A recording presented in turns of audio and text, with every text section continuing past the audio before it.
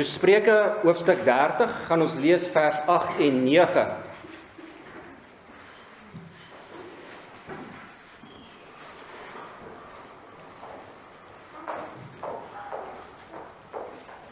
Gee ons vandag ons daaglikse brood. Spreuke 30 vers 8 begin ons dan lees uit die woord van die Here. Hou valsheid en leentaal ver van my af.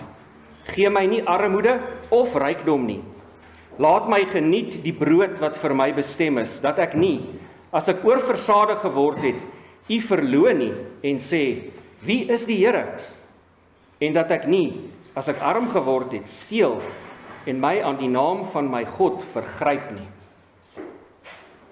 Dan kan ons ook lees vraag 125. Die 4de bede. Wat is die 4de bede? Die antwoord sê, gee ons vandag ons daaglikse brood. Dit is, versorg ons met alles wat vir die liggaam nodig is, sodat ons daardeur erken dat U die enigste bron is van alles wat goed is, en dat ons al ons sorge en arbeid, en ook die gawes sonder U seën, nie kan baat nie. Gee daarom, dat ons vertroue van alle skepsele aftrek, en op U alleen stel.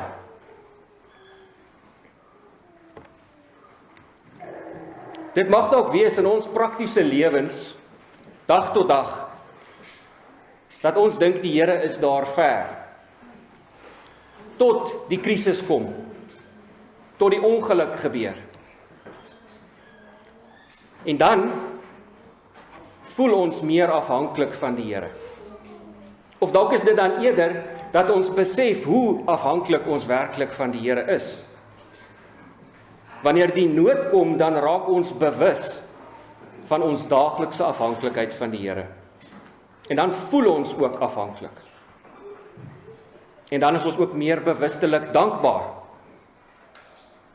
Maar eintlik is ons vir alles werklik afhanklik van die Here. Elke dag. So in hierdie vraag en antwoord, gee ons vandag ons daaglikse brood. Kan ons daarna kyk in die lig van 6 lesse of beginsels wat dit deurtrek. En dit is nommer 1, matigheid. 2 is vertroue. 3 is totale afhanklikheid. 4 is nederigheid. En 5, gewilligheid om te werk. En 6 is vrygewigheid. So dis nie net 'n lys items wat ons kan aftik soos boksies nie. Dit moet in afhanklikheid van die Here wees. So kom ons begin en ons kyk na die eerste een. Matigheid. Dit sê, gee ons vandag ons daaglikse brood. Wat beteken brood hier? Brood is brood. En daar's nie 'n allegoriese betekenis hier nie. Maar dis ook meer as brood in die sin, dis nie figuurlik nie, maar die woord brood staan vir 'n hele klas van dinge. 'n hele klas van dinge. Dit verteenwoordig vir ons alles wat noodsaaklik of essensieel is. En daai essensiële behoeftes van ons leer vir ons matigheid. Dit verteenwoordig, soos die katekismes dan sê, ons fisiese behoeftes, ons liggaamlik wat ons nodig het. Alles wat nodig is vir die liggaam. Ons fisiese en tydelike behoeftes is dus hierby ingesluit. En ons kan sien hoe die skrif die woord brood op hierdie manier gebruik. As ons kyk na Genesis 3 vers 19, dan sê dit vir ons, in die sweet van jou aangesig sal jy brood eet. Beteken nie net ons gaan brood eet nie, maar dit staan vir 'n hele klas van dinge. Dit beteken, jy sal jouself aan die lewe hou deur die sweet van jou aangesig. Ons sien dit ook in Genesis 31 vers 54. Toe het Jakob 'n offer gebring op die gebergte en sy broers genooi om brood te eet. En hulle het brood geëet en die nag in die gebergte oorgebly. So hierdie brood verteenwoordig 'n sekere klas van dinge, alles wat tydelik vir ons nodig is. En dit sluit dan in twee essensiële dinge: kos en skuiling. En dis hoekom 1 Timoteus 6 vers 8 vir ons sê: maar as ons voedsel en klere het, laat ons daarmee vergenoegd wees. So brood is opsommend en verteenwoordigend van ons fisiese behoeftes. En dit stem dan ooreen. Die Heidelbergse Katekismus en Westminster se korter katekismus sê dieselfde. In essensie, dit sê in Westminster: dus bid ons dat ons van God se vrye gawe 'n genoegsame deel van die goeie dinge van hierdie lewe mag ontvang en sy seën saam met dit mag geniet. Ons het 'n behoefte, nie net 'n geestelike behoefte nie, maar 'n fisiese behoefte, en God wil daarin voorsien. Maar kom ons verstaan verder, hoekom dan brood? Op brood is die mees basiese ding. As ons sê, wat is die intensiewe vorm van nodig? Dan sê ons dit is brood nodig. As dit nodig is, dan kan jy ook net op brood lewe. En as iemand regtig sukkel, dan het hy broodnood.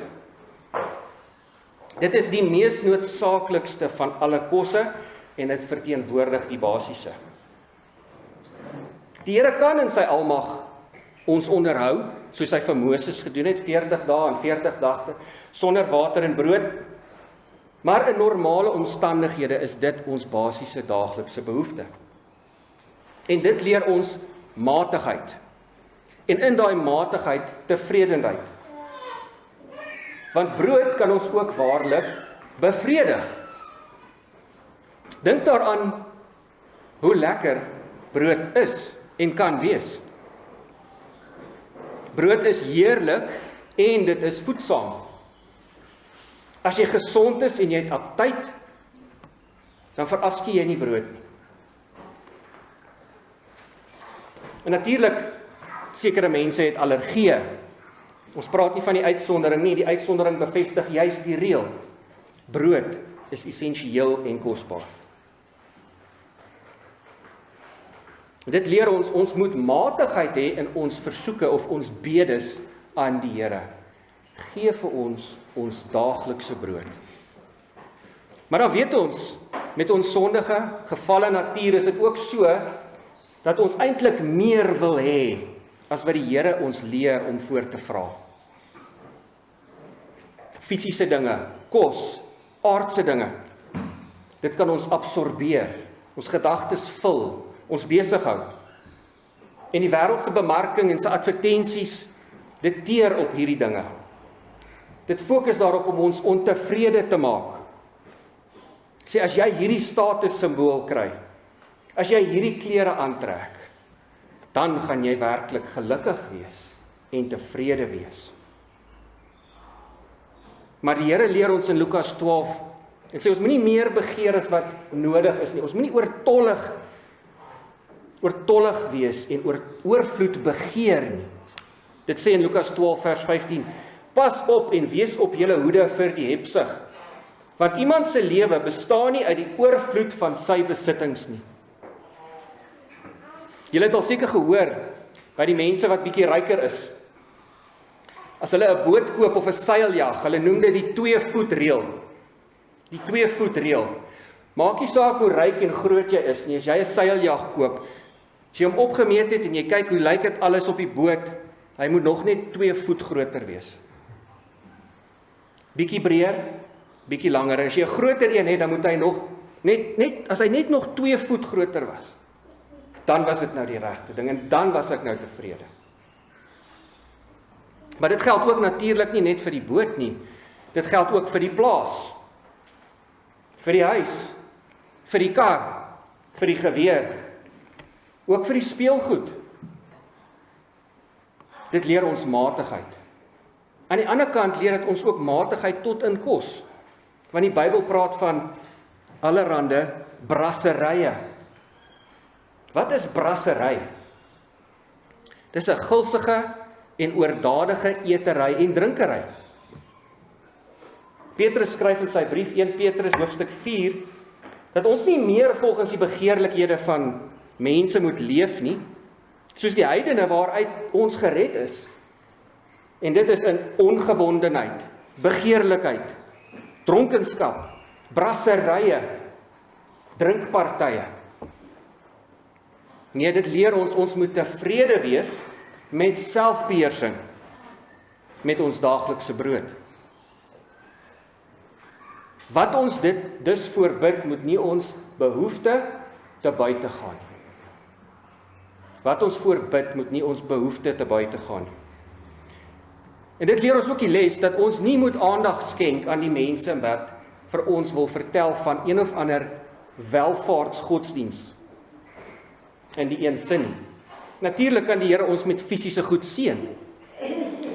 Maar die idee van die welvaartsgodsdiens wat sê, jy moet net groter dink en meer vra en dan gaan die Here jou meer gee. Gee vandag my daaglikse brood, is lynreg teen dit. Net my daaglikse brood. So hierdie woord daagliks, dit leer ons dus van matigheid, maar ook van vertroue. Nie vertroue op onsself nie, maar vertroue op die Here en hy wat voorsien. En dit bring ons by die tweede punt, vertroue. Vertroue. Hierdie woord daagliks in die teks, sê die taalkundiges, is 'n baie skaars woord. Hy kom net 2 keer in die Nuwe Testament voor en baie min in ander Griekse literatuur buite die Nuwe Testament. Maar daar's 'n redelike eensstemmigheid en dit word gesê, dit beteken basies eintlik genoegsaam vir die dag. Of wat nodig is vir nog 'n dag. Soveel as wat essensieel nodig is. Dit wat genoeg is. Vandag, net vir vandag. Een dag op 'n slag. En dis belangrik om daarop te let, want hy gee wat nodig is, maar net wat nodig is. Hy voorsien in ons basiese behoeftes en nie ons uitspattige begeertes nie. As die Here jou dan baie gee, wees dankbaar en gee ook vir ander en sy werk. Maar ons kan nie oortolligheid begeer nie. Daaglikse brood. So nou kan iemand vra, mag ek dan nie voorsiening maak vir die toekoms nie?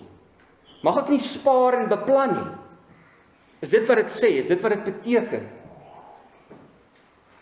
Nee, ons mag. Die raad van Josef van Farao om voedsel te versamel vir 7 hongerjare wat kom, is goed en wys. En die raad aan die leiaard om soos die muur te maak en voedsel te bære in die oestyd, dit bly steeds geldig. Maar hier's die verskil. Voorsiening vir die toekoms is nie dieselfde as angstigheid oor die toekoms nie. Voorsiening vir die toekoms is nie dieselfde as angstigheid oor die toekoms nie. Ons kan al hierdie goed doen, beplan en spaar, maar ons vertroue moet nie wees in ons spaarplan, of ons pensioen, of ons beleggings, of ons nageslag. Ons vertrou op die Here. Beteken ons kan nie onverantwoordelik wees nie. As ons vandag salaris kry, dan gee ons nie die hele maand se salaris op dag 1 uit nie. Ons dink vooruit. Ons beplan. Maar ons weet op die einde is dit die Here wat tog beskik. En dis vat ons dit dag vir dag. En hy weet wat ons werklik nodig het. En ons moet op hom vertrou, omdat hy die een is wat weet wat ons werklik nodig het. Ons stel ons dus onderdanig aan sy wil en sy wysheid. Maar ons moet steeds vra. En dis hoekom ons dan soos die katekismes sê, ons vertrou uiteindelik op die Here en nie op ander skepsels nie, maar alleen op hom. Die derde punt dan is totale afhanklikheid. Ons het God werklik nodig vir alles. Nou dis is waar, die gelowige in Jesus Christus is ons geseën met elke geestelike gawe. Ons is aanvaar in hom die geliefde. En dit is onverdiende genade. Al hierdie geestelike dinge. Dit verdien ons nie. Maar ons verdien nie eers die basiese fisiese dinge wat ons aan die lewe hou nie. En dit is wat ons so maklik as vanselfsprekend aanvaar. Maar al hierdie dinge kom uit die Here se hand. As ons dink aan die woorde, gee ons vandag ons daaglikse brood, dan staan 'n veronderstelling daar. En dit is dat ons eetlus het. En eetlus is ook 'n gawe uit die Here se hand. Gesondheid.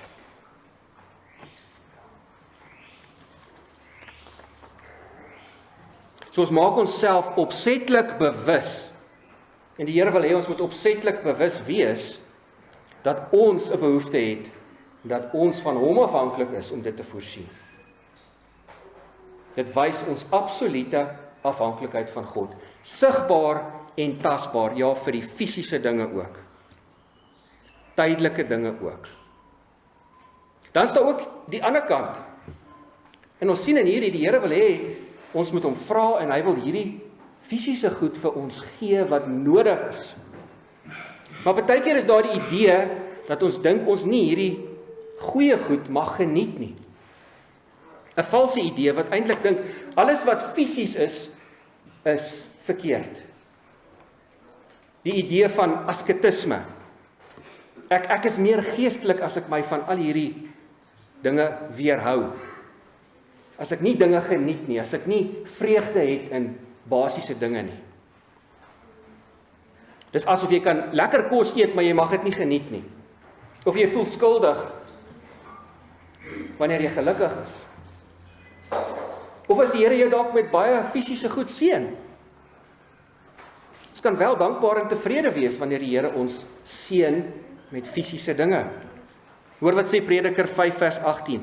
Ook vir elke mens aan wie God rykdom en skatte gegee het, en wat hy in staat stel om daarvan te eet en sy deel te neem en hom te verheug by sy moeitevolle arbeid, is dit 'n gawe van God. Dit is 'n gawe van God. So ons kan nie in 'n gnostiese dualisme verval nie. Want Jesus Christus is ook waarlik God, waarlik mens in een persoon.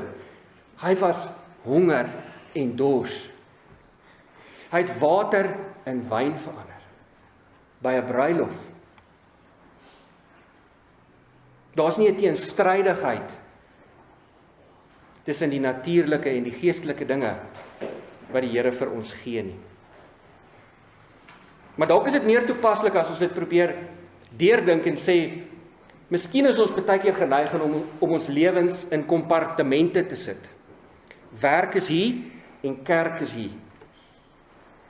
Die fisiese dinge is hier, die geestelike dinge is hier.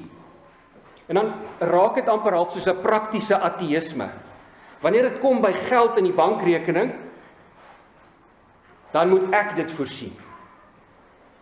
Die kerk en die predikant, hulle sorg vir my siel, en ek sorg vir brood op die tafel. Maar God is die God van alle dinge, oor alle dinge. Hy sorg vir ons siel en vir ons liggaam. En dis kan ons ook die goeie dinge waarlik geniet. Nie om genot in die goeie dinge self by te eindig nie, maar tot eer van God. Die hele lewe is dus godsdienstig. Niks is uitgesluit nie. En dit moet tot God se eer wees. Want hy is die enigste bron van alles wat goed is. Vierdens dan, nederigheid. Daar staan die woord hier, gee. Gee vir ons daaglikse brood. Of ons kan sê, brood ons genoegsaam gee vir vandag. Dis soos 'n smeking. Dis nie wat ons verdien nie, dis 'n geskenk wat God vrylik gee. Hy skuld ons nie dit nie.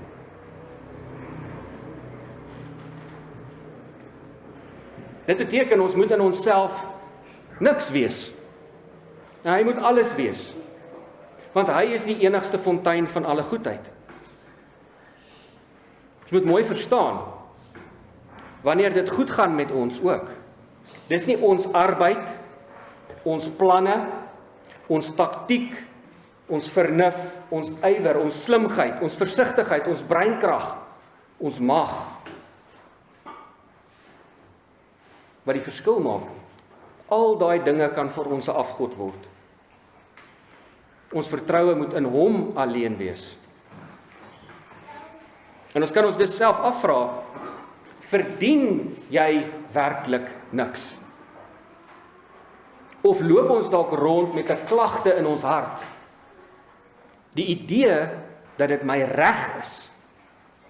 Dis my reg. Of dalk die grootsheid van die lewe, dat dit iets is wat jou toekom. Dit behoort ek te wees. Laat ons nie vergeet wat met Nebukadneser gebeur het nie.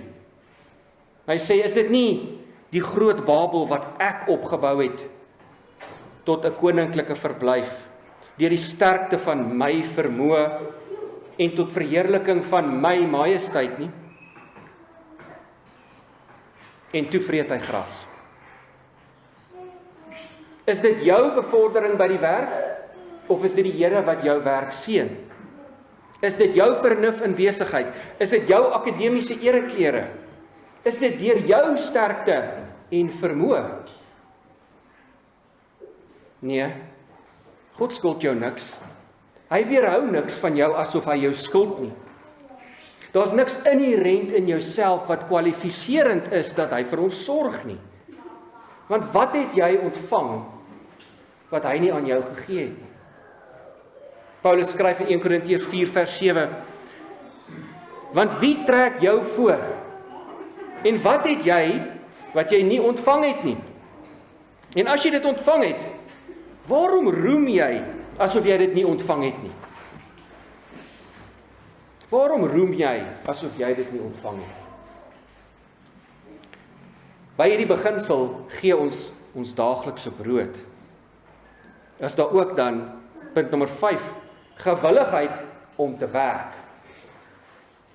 Die vraag is hier, hoe voorsien die Here vir ons? Hoe voorsien die Here in ons daaglikse brood?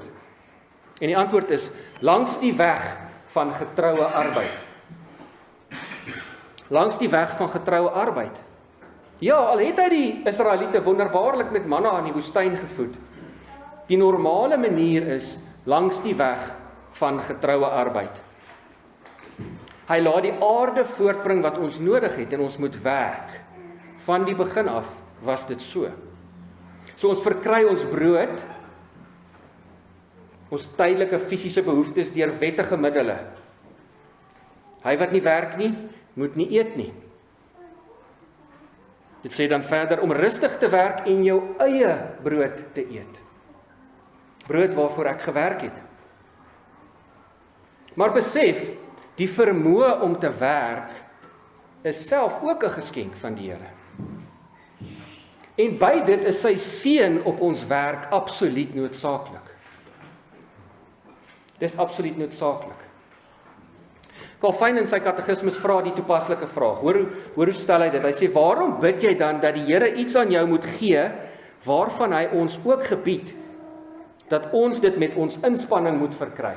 So, met ander woorde, hoekom vra ek vir die Here, gee vir my brood, maar dan sê hy vir my, ek moet daarvoor werk. Ek moet daarvoor vra en ek moet daarvoor werk. So, hoekom stel die Here dit so? Dan antwoord hy, want, alhoewel ons swoeg en sweet om kos te kry, word ons nie deur ons inspanning, ywer en toewyding gevoed nie, maar slegs deur die seën waardeur ons arbeid van ons hande voorspoedig gemaak word. Hy gaan dan verder om basies te sê, selfs al het jy 'n spens vol kos, baie voorraad voedsel, moet ons nie dink ons word deur die bestanddele van die kos gevoed nie, maar uiteindelik alleen deur die krag van God. Want dis die Here wat al hierdie dinge laat saamwerk en meewerk met sy seën. Sy seën op ons werk is noodsaaklik. En dit is so maklik, ons sien dit nie altyd raak nie, dat ons werklik afhanklik is van hom. Want ons kontrakteer alles in ons moderne lewens uit aan iemand anders. Ons is verwyderd van die realiteit, die harde realiteite van die lewe.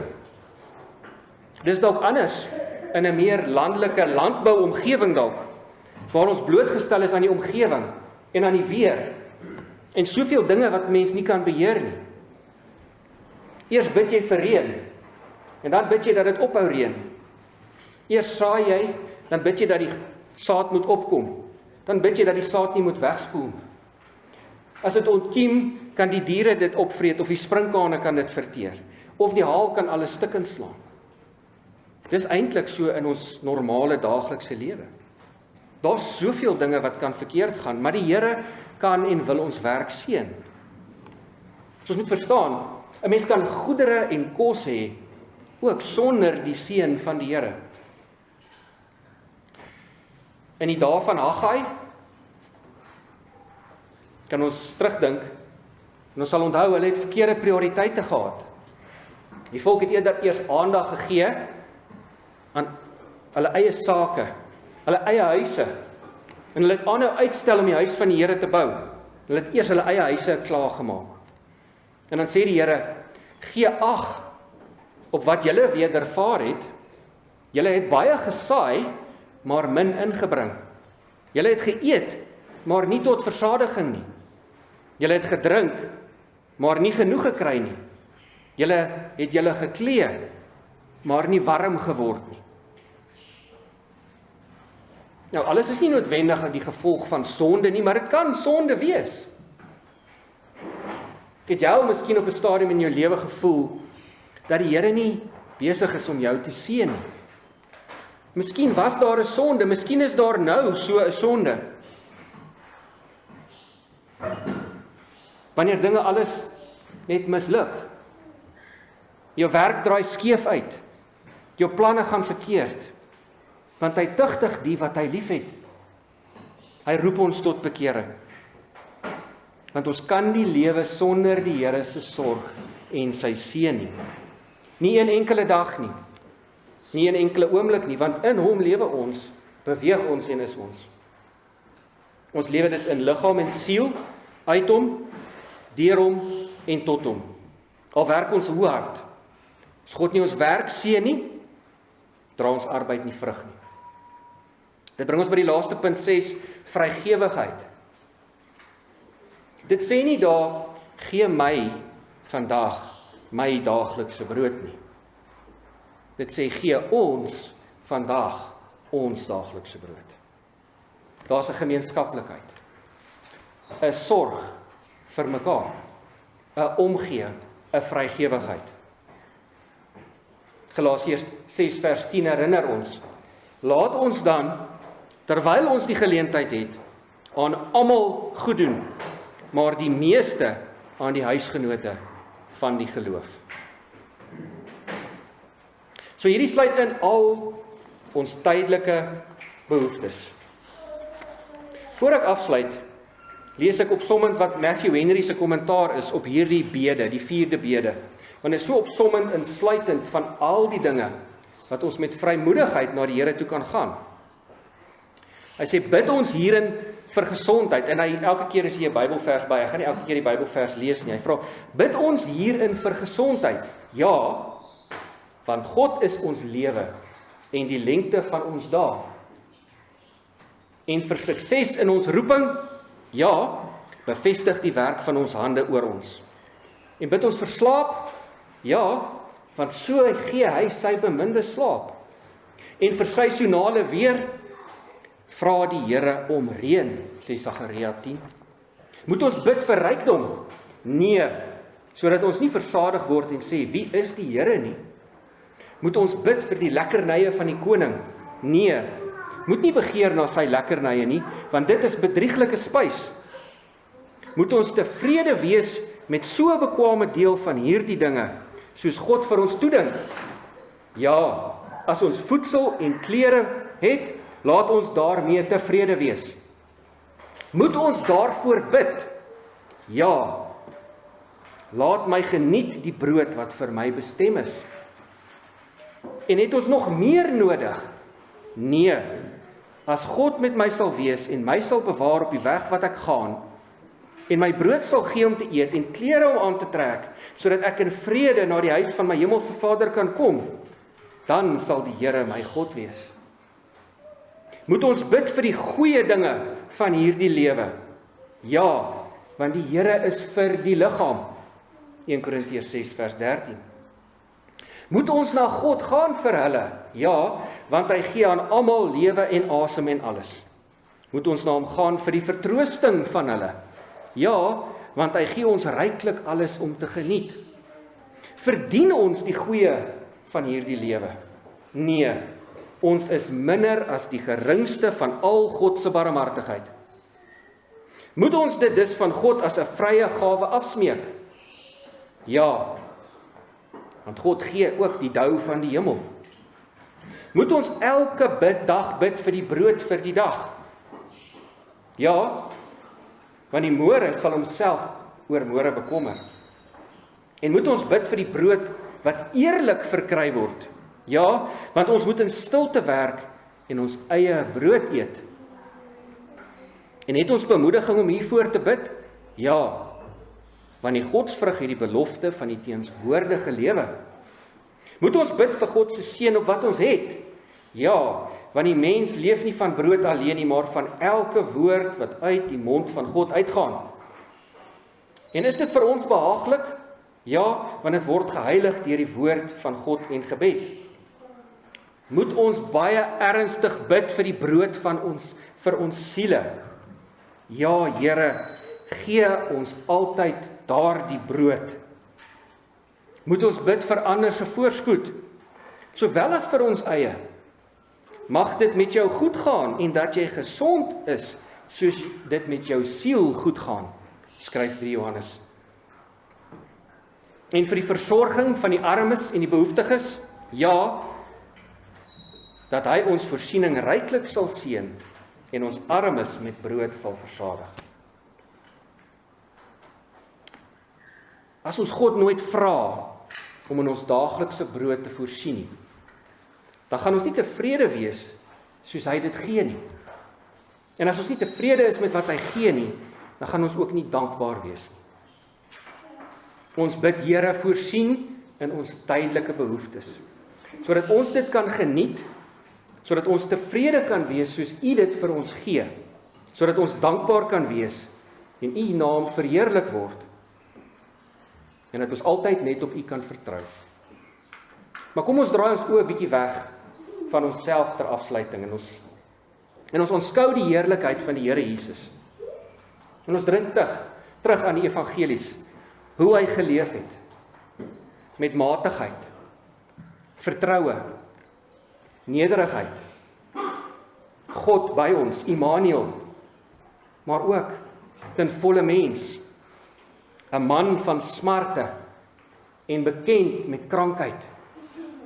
Hy weet wat is hongerte. Sien sy selfbeheersing met die versoeking daar in die woestyn. Sien sy almag en vrygewigheid soos hy brood en vis vermenigvuldig. Dink aan hom daar by die see van Tiberias. Nog Petrus, Thomas en Didimus die hele nag probeer visvang het. Hierdie vissermanne van beroep vang die hele nag vis, maar hulle kry niks gevang nie. En Jesus staan daar op die kant en wag. En dan sê hy vir hulle, my kinders, het julle nie iets om te eet nie? En hulle antwoord, nee. En hy sê, gooi die net aan die ander kant. Net met die Here se seën is ons werk voorspoedig. Gooi die net in aan die ander kant. En hulle klim uit. En wie het vir hulle kos gemaak? Daar staan 'n koelvuur op die grond, met vis daarop. En hy sê vir hulle, kom eet. Was hulle dankbaar? Ek dink hulle sou wees. Was hulle tevrede met wat hy gegee het? Ek dink hulle was. Was hulle gewillig om te werk? Ja. Het die Here op die einde voorsien? Ja. En Jesus het gekom en die brood geneem en dit aan hulle gegee en so ook die vis. Amen. Kom ons sing Psalm 127 vers 1 en 2.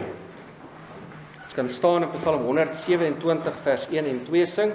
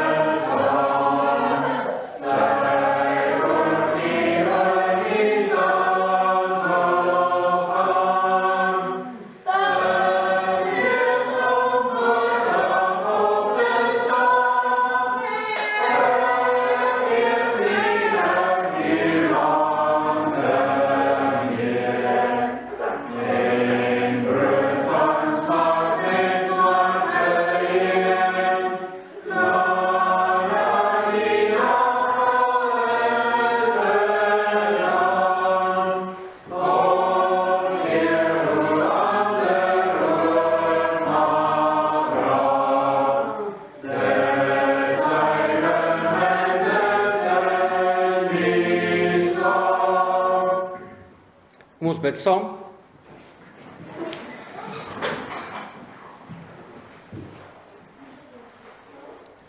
Hemelse Vader, ons sê dankie dat U deur die Here Jesus Christus ons ook geleer het hoe om te bid. Dat U ook vir ons tydelike fisiese behoeftes wil voorsien.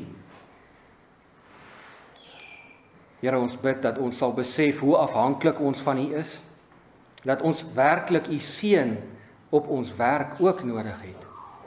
Dat ons dag vir dag in U hand is. Ons vra, Here, maak ons bewus van ons behoeftes, van ons nood. Laat ons besef hoe klein ons is. Eintlik hoe swak ons is. Hoe nietig ons is. Here, want ons weet ons is ook onrein en ons neig na die kwaad. Ons wil te veel hê. Ons wil te veel eet. Of ons wil ons eie reëls opmaak om nie die goeie dinge wat U gee te geniet nie. Maak ons dankbaar, Here, sodat U die eer kan kry.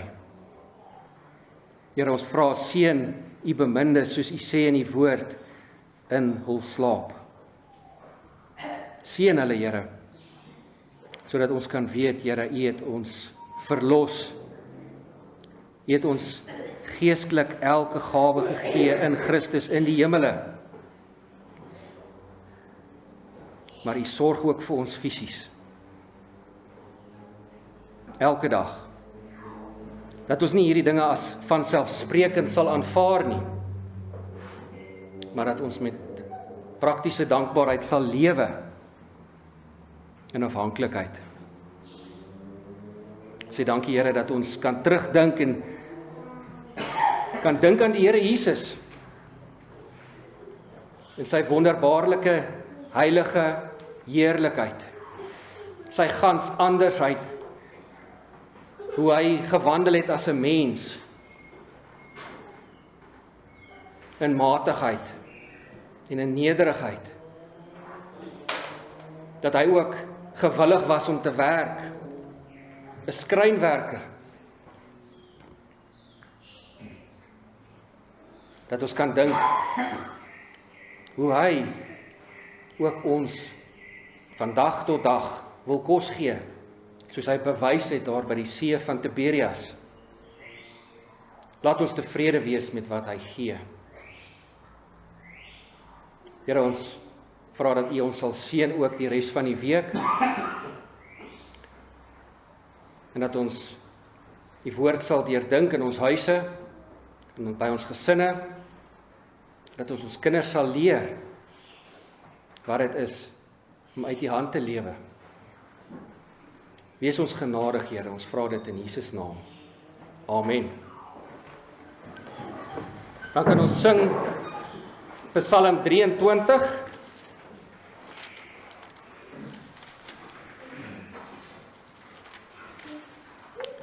Die hele Psalm vers 1 tot 3.